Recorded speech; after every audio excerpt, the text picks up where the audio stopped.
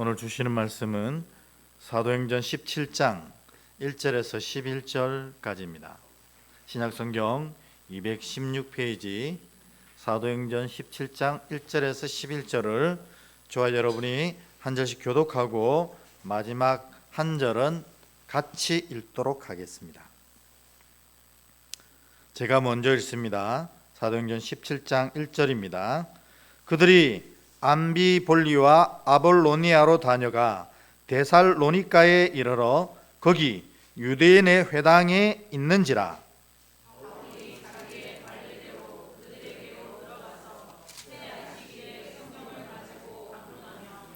뜻을 풀어 그리스도가 해를 받고 죽은 자 가운데서 다시 살아나야 할 것을 증언하고 이르되 내가 너희에게 전하는 이 예수가 곧 그리스도라 하니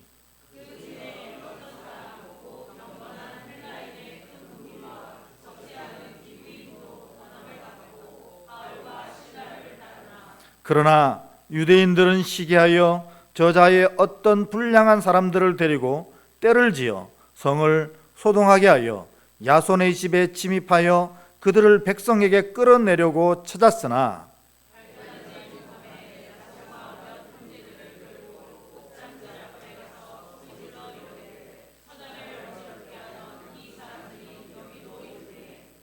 야손이 그들을 맞아 들였도다.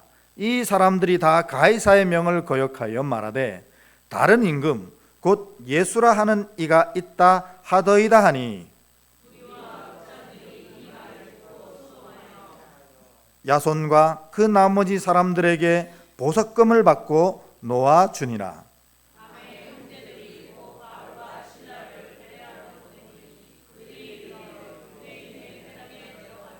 함께 읽습니다. 베레아에 있는 사람들은 데살로니가에 있는 사람들보다 더 너그러워서 간절한 마음으로 말씀을 받고 이것이 그러한가 하여 날마다 성경을 상고함으로 아멘. 권사에 감사합니다. 우리 앞뒤로 한번 인사하겠습니다. 잘 오셨습니다. 이렇게 한번 인사하겠습니다. 시작. 잘 오셨습니다. 네. 이 자리에서 하나님의 사랑 풍성히 누리시길 바랍니다. 다시 한번 더 인사합니다. 하나님의 사랑 풍성히 누리시길 바랍니다. 아멘. 네. 오늘 첫 화면에 보면 이제 베레아 사람들처럼이라는 이 주제와 함께 지도가 하나 나왔습니다. 지도에 보면 우리가 드로아에서 이 네아폴리로 이렇게 배를 타고 가는 이 파란 길이 보이지 않습니까? 그 길이 5일 길인데 하나님 마음이 얼마나 급하든지 이틀 만에 그 길을 가게 하셨습니다. 그리고 빌립보, 이 마게도냐의 가장 큰 성 빌립보에 복음을 전하고 이제 오늘 암비볼리와 아볼로니아를 지나서 데살로니가로 이렇게 진행하는 과정에 있는 지도입니다. 오늘 이 바울 일행이 드디어 데살로니가로 가게 됩니다. 그 전에는 이 빌립보 교회를 개척했습니다. 근데 사실 이 바울이 빌립보 교회를 개척했다기보다는 하나님이 이 빌립보 교회를 만들어 주셨습니다. 왜냐하면 바울이 한 게 별로 없거든요. 이 데살로니가의 가장 큰 성인 우리로 치면 어디쯤 될까요? 서울은 서울인데 우린 서울이 수도잖아요. 그러니까 우리는 제일 큰 도시가 수도가 되어 있지만 예를 들어 보면 미국으로 따진다면 이 빌립보 정도 되는 건 뉴욕이라고 할 수 있어요. 미국을 대표하는 도시 뉴욕. 그 뉴욕에 이 바울 일행이 들어갔는데 회당이 없었어요. 이 말은 유대율법으로는 유대인 남자 10명이 있으면 반드시 회당을 만들고 성전 예배를 드리지 못하니 여기서 너희들끼리 모여서 말씀을 나누는 말씀 예배를 드려야 한다 하는 율법의 규정이 있거든요. 그래서 유대인들은 10명만 모이면 회당을 만들어서 말씀을 나눕니다. 저는 유대인이 나라 없이 2000년을 떠들고 다녀도 이 지구에 모든 힘을 질 수 있었던 이유, 실제적으로 유대인들이 표면적으로는 60%의 경제권, 내면적으로는 뭐 미국인 뭐 다른 국적을 가지고 있어도 다 실제적으로는 유대인들입니다. 그러니까 내면적으로 보면 90% 이상 이 지구 땅에 있는 모든 권력, 즉 부를 유대인들이 다 가지고 있어요. 어떻게 2000년 동안이나 나라 잃고 떠들던 민족들이 그렇게 될 수 있었나? 바로 이 어디에 가든지 유대인들은 회당을 만들고 거기서 말씀을 함께 나누었다는 것입니다.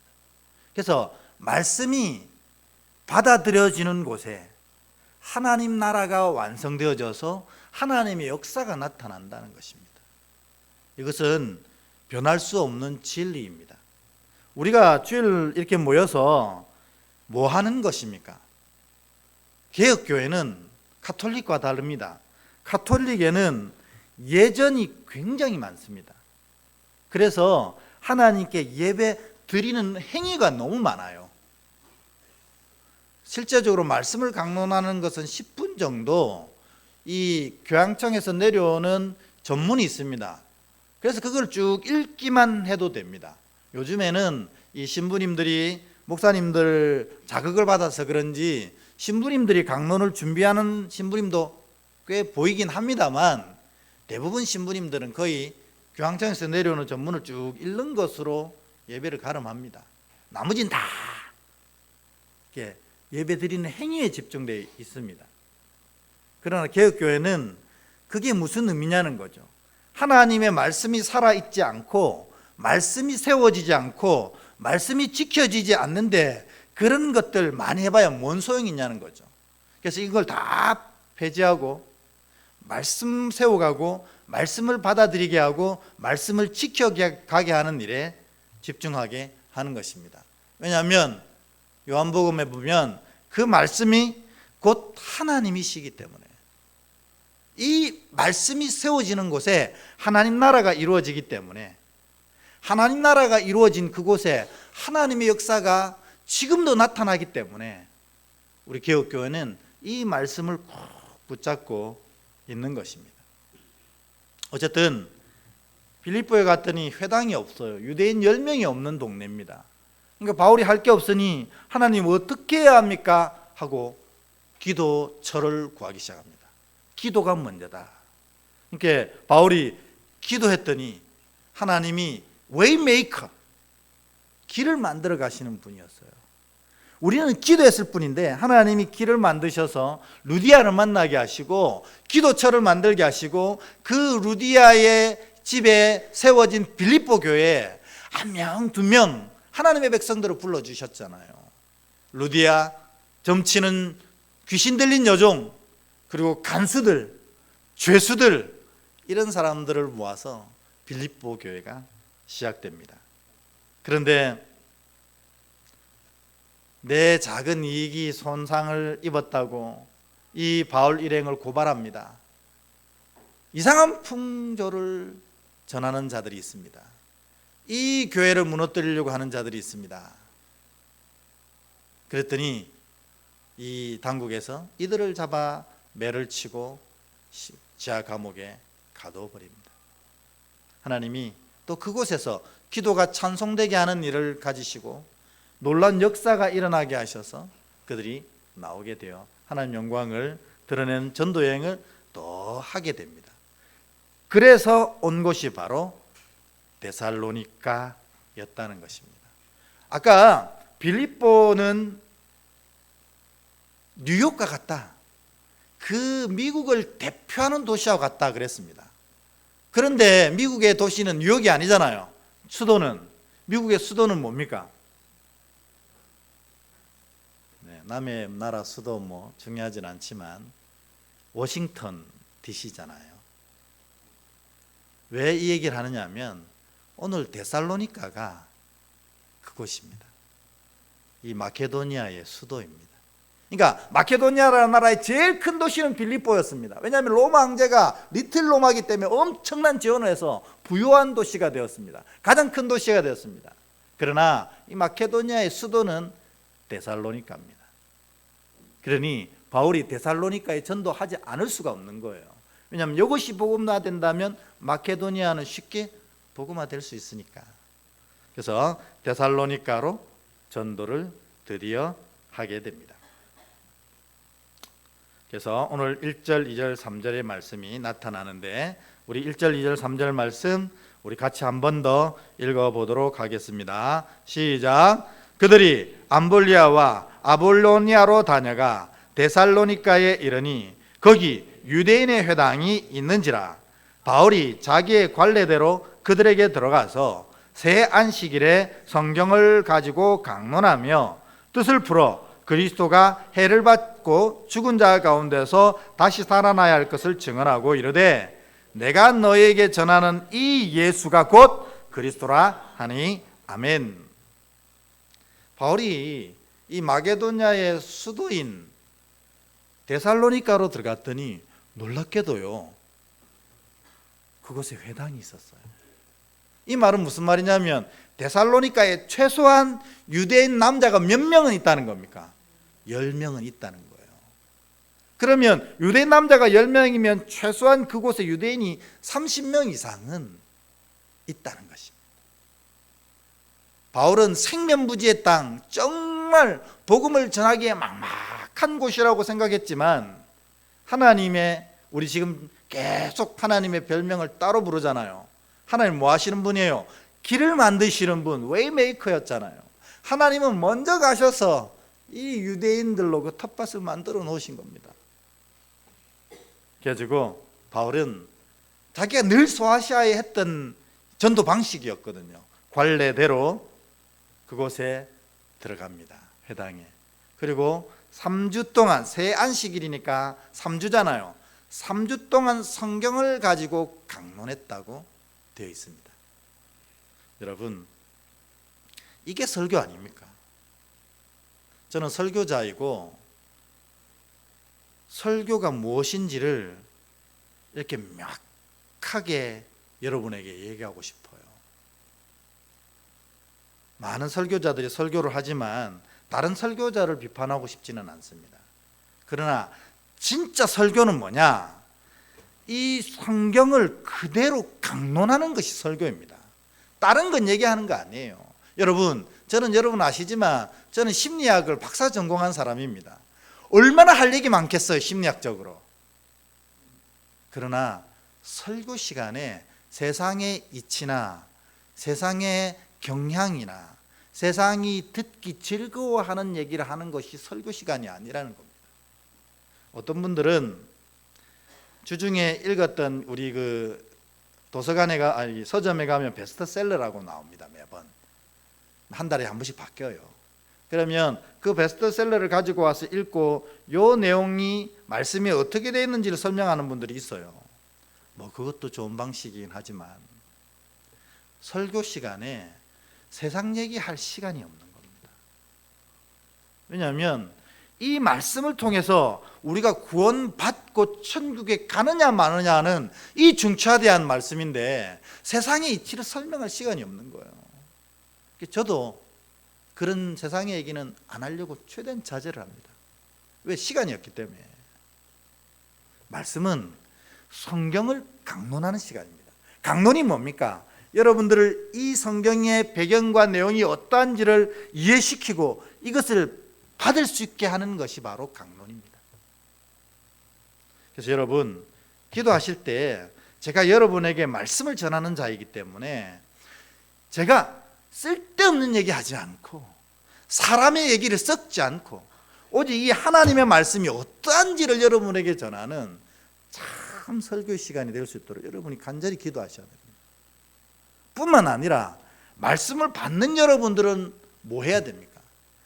이것이 저는 그렇게 애쓰고 노력을 해야 되고 말씀대로 말씀이 어떠한지를 여러분에게 전해야 되고 여러분은 이거를 들을 때 그것을 말씀으로 받아야 된다는 거예요.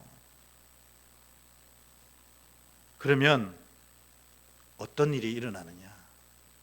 그곳에 말씀이신 예수님이 좌정하시고 그곳에 하나님 나라가 세워지고 그곳에 하나님의 역사가 나타나게 되는 것입니다. 믿음은 들으면서 난다. 바울이 얘기했던 건 바로 이것입니다. 그러니까 여러분, 말씀 들을 때는 나중에 베레아 사람들을 얘기하겠지만 말씀을 들을 때만큼은 이 말씀이 하나님 말씀임을 믿고 이 하나님 말씀에 온전히 집중하여서 내가 그것을 받아들이려고 애를 쓰셔야 돼요. 왜? 그것이 믿음이 나게 하고 그것이 구원을 완성하게 하고 그것이 우리의 천국 길을 가는데 승리하게 하기 때문에 그렇습니다. 여러분, 지금 혹시 이 설교 성경을 강론하는 이 시간에 마음에 딴 생각이 들어와 있고 딴 생각을 하고 있거든. 성령의 이름으로 다 불태우십시오. 주님, 이 시간 저 말씀, 구원의 말씀에 집중하게 하옵소서. 왜냐하면 그게 없으면 여러분 이 시간이 다 의미 없는 시간입니다. 이거 뭐 하는 짓이에요? 여기에 말씀이 살아있을 때만 이것이 가치가 있는 것입니다. 근데 그 말씀의 주된 내용이 뭡니까? 3절에 보면 분명히 기록되어 있잖아요. 빨간 글씨로. 예수께서 뭐라고요? 그리스도다. 제가 하고 싶은 얘기 그거밖에 없어요. 여러분이 지금 듣고 있는 이 예수께서 그리스도십니다. 이게 설교의 답니다. 사실은 그리스도라는 말이 뭐예요? 세 가지 의미가 있거든요. 그리스도는 구원자. 우리를 죄 가운데 죽음 가운데 구원하신, 세상의 모든 어려움 가운데 구원하신 구원자, 이분이 예수입니다. 그리고 주님입니다. 우리를 구원하시고 그냥 계신 것이 아니고 그때부터 우리의 삶을 지키시고 인도하시는 분이라는 겁니다. 그게 주란 뜻이에요. 세 번째 뭐예요? 왕. 이제 우리가 그 구원의 길을 가려면 누구를 쫓아가야 된다는 거예요? 예수 그리스도를 쫓아가야 되는 거예요.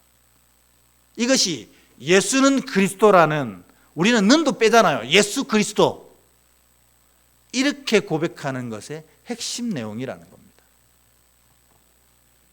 그러므로 여러분, 여기서 말씀을 들었다는 것은 예수님이 우리를 구원하셨다는 사실을 믿는 것이고, 두 번째로 예수께서 우리를 지키시고 인도하신다는 사실을 믿는 것이고, 세 번째로 그분을 따라야 이 구원의 길을 완성할 수 있다는 것을 고백하는 것이에요. 설교는 이 내용을 하는 것이고 여러분은 여기서 이 내용을 마음속에 담는 것입니다. 그리고 이 내용이 마음속에 담겨질 때에 내 것으로 만드는 두 가지 작업이 있습니다. 나중에 베레아 사람들 얘기할 때도 나옵니다만, 첫 번째는 뭘까요? 이게 내 것으로 만드는 것. 성경은 모든 사람들이 하나님의 말씀을 들을 때 뭐 할지라 얘기하였습니까? 아멘 하라였습니다. 아멘. 아멘이 어리석고 부족한 우리가 이 말씀의 종이됨을 선언하는 겁니다. 그래서 여러분이 주의하여 들으시고 이 말씀이 내 안에 탁 담겨졌을 때 아멘 하실 수 있기를 바랍니다. 그게 그 말씀을 내 것으로 만드는 방법입니다. 여러분, 이것은 누가 설교해도 상관없습니다. 어떤 설교를 들어도 바뀌지 않습니다. 아멘. 이게 말씀이 내 것 되는 힘이라는 것입니다. 그래서 여러분 입에 아멘이 습관처럼 딱 자리하시는 귀한 영적인 은혜가 있기를 축복합니다. 이때 하나님 말씀 내 것 되는 거예요. 두 번째는 뭐냐면, 베레아 사람 얘기할 때 하겠습니다. 또 하겠지만 그 말씀을 날마다 도전해 보는 겁니다. 진짜 그런가? 진짜 그렇게 하면 하나님이 그 은혜 베푸시는가? 이게 딱 도전할 때 그 말씀의 살아있음을 경험케 되는 것입니다. 근데 바울이 이 데살로니가 회당에서 3주 동안 예수가 그리스도인임을 뭘로 설교했겠습니까? 구약 성경으로 했잖아요. 당연히 신약이 없으니까. 구약 성경 속에서 예언하신 이 그리스도에 대한 얘기들을 3주 동안이나 강론했더니 두 가지 반응이 나타납니다. 4절, 5절입니다. 4절, 5절 여러분이 한번 읽어 주시겠습니까? 시작.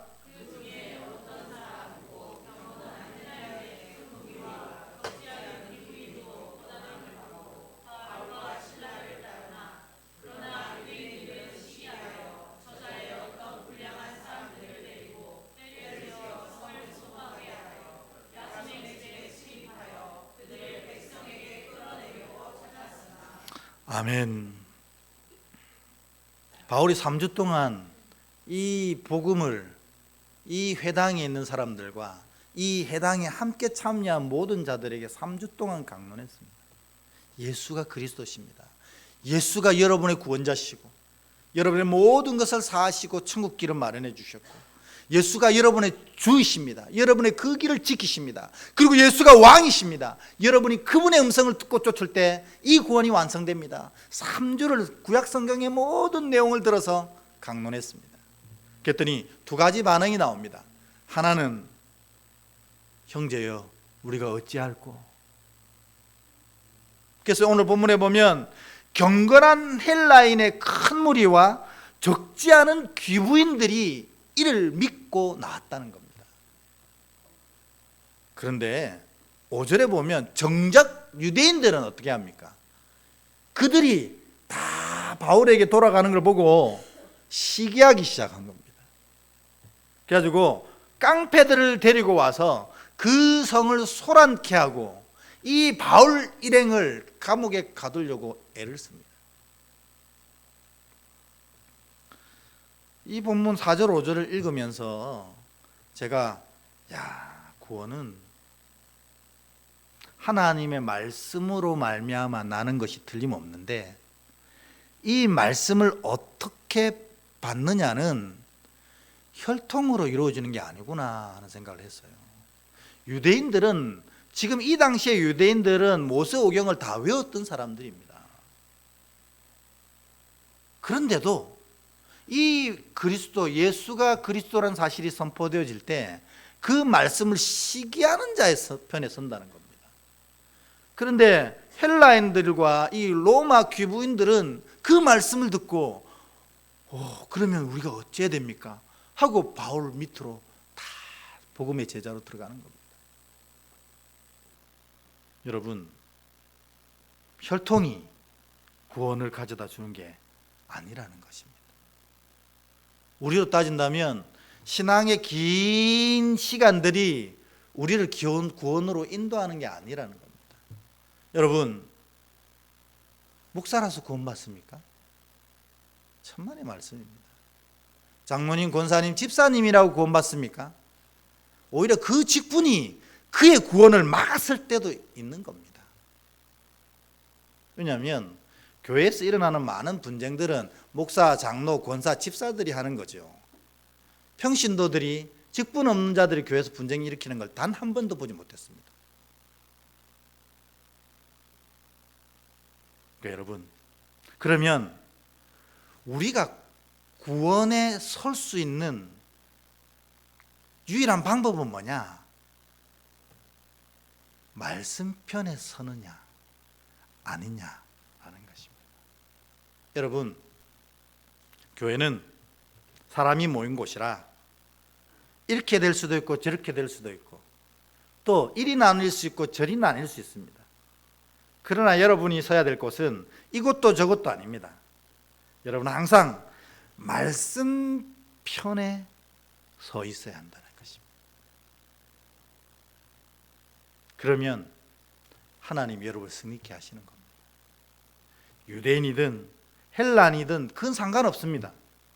내가 말씀 편에 설 때 하나님이 그 말씀으로 말미암아 내 삶을 세워 가시는 것입니다. 오늘 이 본문을 통해서 나는 이제 오직 말씀편에 서리라 결단하시는 여러분 되길 축복합니다. 네, 꼭 이런 얘기 해놓고 제가 바람을 뺍니다. 결단으로 되는 건 아닙니다. 수십 번 이를 부득부득 갈아도 되는 게 아닙니다. 다 우리가 양 같아서 어디로 간다고요? 제 갈 길로 갑니다. 그래서 여러분 날마다 성령의 인도하심을 간구하지 않으면 우리는 할 수 없습니다. 그래서 매 순간마다 성령님 나를 인도해 주십시오. 이 간구가 여러분 입에 차야 됩니다. 설교 시간에 잠이 옵니까? 성령님 잠을 깨워 주십시오. 눈을 뜨게 하시고 귀를 열어 주의 말씀을 듣게 하옵소서. 간구하셔야 이길 수 있습니다.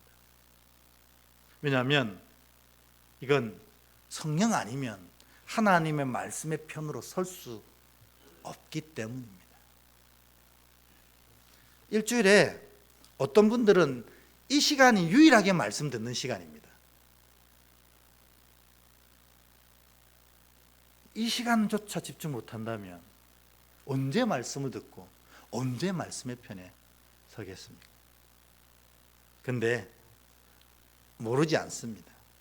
다 알아도 마음이 나뉘고 생각이 나뉘고 잠이와 눈이 스르르 감기는 이유는 뭡니까?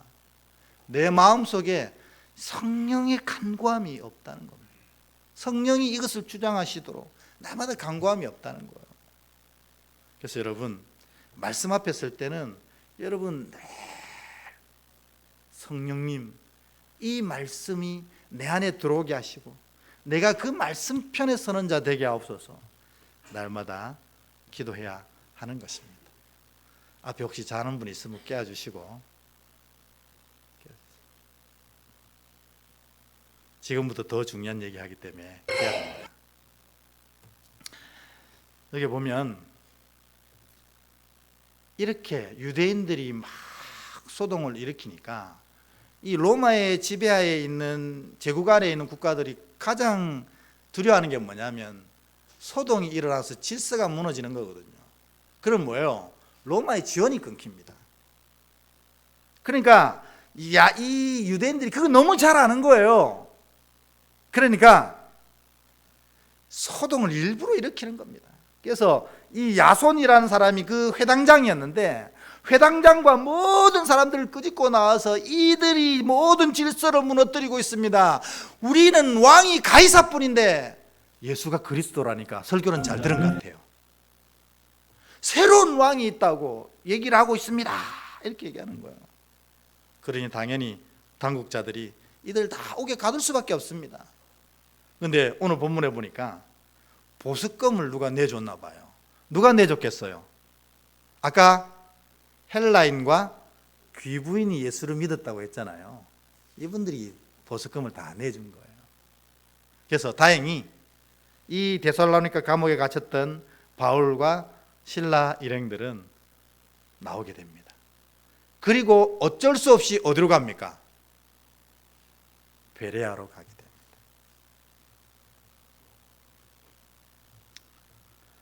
우리 10절, 11절 베레아로 가게 된 사건 함께 읽어보겠습니다. 시작. 밤에 형제들이 곧 바울과 실라를 베레아로 보내니 그들이 이르러 유대인의 회당에 들어가니라. 베레아에 있는 사람들은 데살로니가에 있는 사람들보다 더 너그러워서 간절한 마음으로 말씀을 받고 이것이 그러한가 하여 날마다 성경을 상고함으로 아멘. 오늘 이 데살로니가에서 빌립보에서 하나님으로 말미암아 교회가 세워진 것처럼 데살로니가에도 이 유대회당에서 3주를 강론할 때에 헬라인들과 로마 기부인들이 예수를 믿고 데살로니가 교회가 세워졌어요. 그야말로 이방인을 통해 세워진 진짜 오리지널 이방교회입니다. 그리고 나서 이들이 베레아로 가게 됩니다. 그런데 이 데살로니가와는 전혀 다른 일이 베레아에서 일어납니다. 뭐냐면 이 베레아 사람들이 데살로니가 사람들보다 훨씬 더 성경을 온전히 받는 겁니다.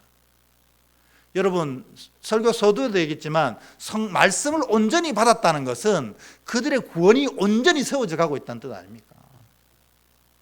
근데 조금 비교해 보면 빌립보는 가장 부유한 도시, 뉴욕과 같은 도시라고 했어요. 데살로니가는 마케도니아 수도입니다. 행정의 중심지였습니다. 그런데 베레아는 어떤 곳이냐면 조그마한 시골 마을이었습니다.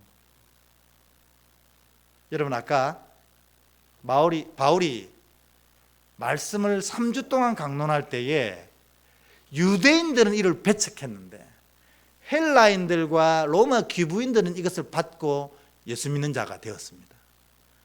혈통이나 신앙의 연한이 믿음을 결정하는 게 아니라 하는 겁니다.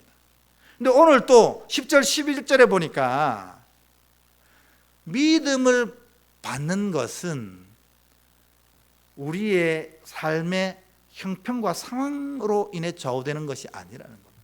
오히려 부를 많이 가지고 있는 자들이 하나님의 말씀을 받기에 더 어렵더라는 거예요. 오히려 베레아처럼 삶의 형편이 어려웠던 자들 중에 하나님의 말씀을 받는 자들이 더 많더라는 겁니다. 저는 이 본문을 보고 이렇게 해석했습니다. 우리가 부유함을 두 종류로 얘기할 수 있는데 하나는 영적인 부유함이 있고 하나는 육적인 부유함이 있습니다. 여러분 뭘 택하실 겁니까? 다 하면 안 됩니까? 다 할 수 있다면 하십시오. 여러분이 다 누렸으면 좋겠습니다. 그러나 여러분 마음 중심에 꼭 놓치지 말아야 될 것은 이 영적인 부유함입니다. 삶이 부족하고 삶이 모자라도 예수 그리스도로 말미암아 부욕해 되고 풍성케 되는 이 영적인 은혜는 놓치지 않겠다. 이런 마음이 있어야 참된 믿음의 길을 갈 수가 있는 겁니다. 왜? 사실 육적인 부요함은 우리의 영적인 부요함을 방해하는 요소들이라는 것입니다. 예수님은 아주 강력하게 얘기하셨습니다. 누가 천국에 들어가는 것이 낙타가 바늘기 들어가는 것보다 어렵다 했습니까? 부자가. 예수님 부자가 미워서 부자를 체질적으로 싫어하셔서 그렇습니까? 아닙니다. 육적인 부요함을 가진 자들은 영적인 부요함을 잊어버리고 무시하고 가볍게 여기게 된다는 겁니다. 그래서 결국 그 영적인 부요함을 놓치는 일이 일어나더라는 거예요. 그래서 여러분, 저는 예수님처럼 강력하게 얘기는 못하겠습니다. 여러분 다 부자 되십시오. 그러나 부자가 되어도 늘 주님을 쫓는 이 영적인 부요함을 놓친다면 아무 의미가 없다는 사실을 기억하셔야 됩니다. 그래서 여러분, 지금 여러분 무엇을 쫓고 있습니까? 육적인 것들을 쫓고 있습니까? 영적인 것을 쫓고 있습니까? 베레아 사람들처럼 영적인 아름다운 것을 쫓아가는 여러분 될 수 있기를 축원합니다. 이 베레아 사람들이 이 하나님의 말씀을 이토록 잘 받을 수 있는 것은 세 가지 특징이 있다고 합니다. 지금은 진짜 잘 들으셔야 돼요. 이때까지는 뭐 중요한 얘기지만 서론이었다면 지금은 진짜 잘 들으셔야 돼요. 왜? 이 말씀 우리에게 생명과 구원을 허락하시고 천국 길을 승리하게 하시는 이 말씀을 우리 안에 받아들이는 세 가지 방법. 그래서 베레아 사람들이 진짜 놀라운 구원을 누리게 된 세 가지 방법. 첫 번째가 뭐냐면 더 너그러운 마음이 있었다는 것입니다. 근데 요거 이 개역 개정으로 번역되면서 아주 기가 막히게 잘 번역된 번역도 있지만 요거는 좀 잘못 번역됐어요. 많은 분들이 그렇게 얘기합니다. 예전에 우리 여러분 기억하실지 모르겠지만 개역 한글 성경에는 이거 뭐라고 번역됐냐면 더 신사적이어서 이렇게 번역되어 있습니다. 그게 사실 원어에 더 가깝습니다. 그런데 원어에 더 가까운 뜻은 뭐냐면 편견 없이 것이라는 겁니다. 그러니까 여러분, 말씀을 받을 때는 그 어떤 편견도 가지면 이 말씀을 바로 받을 수가 없어요. 그냥 오직 하나님의 말씀이 선포되어짐, 요 마음으로만 받아야 이 말씀이 되어지는 겁니다. 우리가 말씀 받을 때에 말씀이 은혜 안 되는 이유는 다 각자의 편견을 가지고 말씀을 듣기 때문에 그렇습니다. 우리가 알면 얼마나 압니까? 깨달았으면 얼마나 깨달았습니까? 경험했으면 얼마나 경험했습니까? 말씀을 들을 때는 이거 다 내려놓고 빈 마음으로 들으셔야 됩니다. 그게 더 너그러운 마음의 본래의 뜻입니다. 근데 예수님이 이 땅에 사역하시면서 이 사람이 당대의 최고의 믿음이다 칭찬한 사람이 있거든요. 로마의 백부장입니다. 한번 우리가 같이 읽어볼까요? 시작. 백부장이 대답하여 이르되 주여, 내 집에 들어오심을 나는 감당하지 못하겠사오니 다만 말씀으로만 하옵소서. 그러면 내 하인이 낫겠사옵나이다. 나도 남의 수하에 있는 사람이요 내 아래에도 군사가 있으니 이더러 가라 하면 가고 저더러 오라 하면 오고 내 종들어 이것을 하라 하면 하나이다. 예수께서 들으시고 놀랍게 여겨 따르는 자들에게 이르시되 내가 진실로 너에게 이르노니 이스라엘 중 아무에게도 이만한 믿음을 보지 못하였노라. 아멘.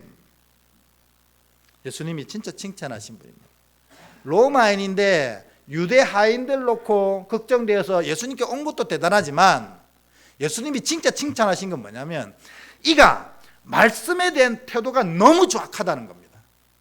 말씀이 오라 하면 오고 말씀이 가라 하면 가고, 내가 그렇게 살았듯이 주님이 하신 말씀대로 하면 말씀대로 다 이루어짐을 내가 믿나이다. 이랬더니 이 믿음이 유대에서 최고의 믿음이다 이렇게 얘기합니다. 로마인인데 말씀에 대한 편견 없이 말씀을 말씀 그대로 받아버리는 거예요. 하나님이 하신 말씀이니 말씀대로 이루어짐을 믿습니다. 이게 더 너그러운 마음입니다. 여러분, 오늘 이 예배를 드리고 이 말씀을 듣는 여러분들, 이 베레아 사람들처럼 더 너그러운 마음이 딱 잡히셔서 말씀이 말씀 그대로 담겨지는 은혜가 있기를 축복합니다. 편견 없는 마음, 말씀을 그냥 말씀으로 받는 거예요. 그러면 말씀의 역사가 나타나는 겁니다.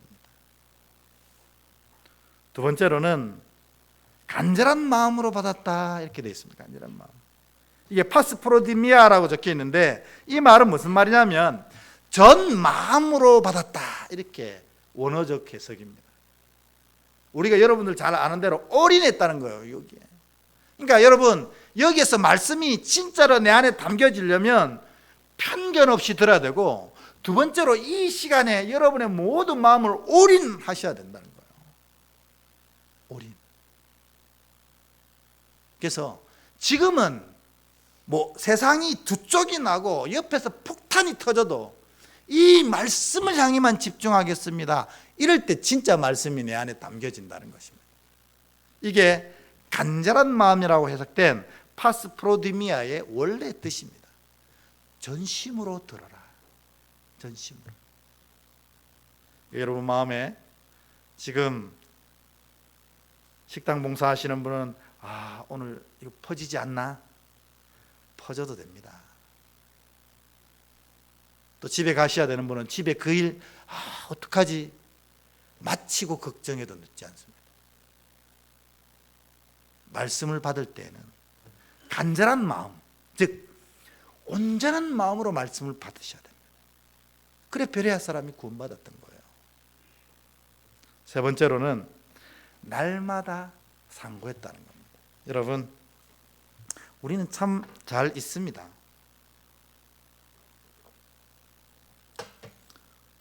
이 시간에 하나님이 풍성한 은혜 주셔서 내가 은혜를 받아칩시다. 그 은혜는 오늘 저녁에 집에 가서 자고 일어나면 다 사라집니다. 우리가 이래요. 그래서 사사기가 나온 거 아닙니까?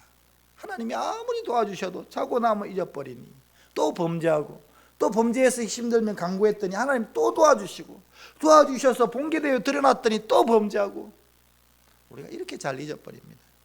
그래서 말씀은 날마다 읽을 때에만 의미가 있고 가치가 있는 겁니다. 여러분, 이 중에 주의 말씀을 여기서 듣는 게 다라면 여러분 신앙하는 게 진짜로 힘든 거예요. 말씀은 날마다 들을 때 힘이 생기는 겁니다. 그리고 두 번째, 날마다 듣고 뭐 했냐면 이 베레아 사람들 상고했다 했습니다. 본문 말씀에도 그대로 해석이 되어 있는데 진짜 그런지 안 그런지를 확인해 봤다는 거예요. 진짜 그런지 아닌지. 믿음의 기도는 역사하는 힘이 크니라, 이렇게 할 때 진짜 그 말씀을 듣고 온전히 믿고 한번 기도해 봤더니 하나님이 어떤 역사를 일으켜 주시는지를 베레아 사람들은 날마다 말씀을 듣고 날마다 그대로 해봤다는 거예요. 그랬더니 어떻게 하나님이 그렇게 하는데 그 역사를 안 붙잡아 주시겠어요? 그러니까 또 은혜를 경험하고 더 큰 믿음으로 말씀을 읽고 또 더 큰 믿음으로 상고하고, 이런 영적인 선순환이 계속 베레아 사람들에게 일어났던 겁니다. 신앙에도 아무런 역사도 경험되어지지 못했다. 그것은 이 3번이, 물론 1, 2번도 중요하지만 이 3번이 여러분에게 없기 때문에 그렇다는 것입니다. 오늘 여러분, 말씀을 내가 말씀대로 받으면 요게가 하나님 나라가 되고 하나님 나라 역사가 그때부터 일어난다고 했어요.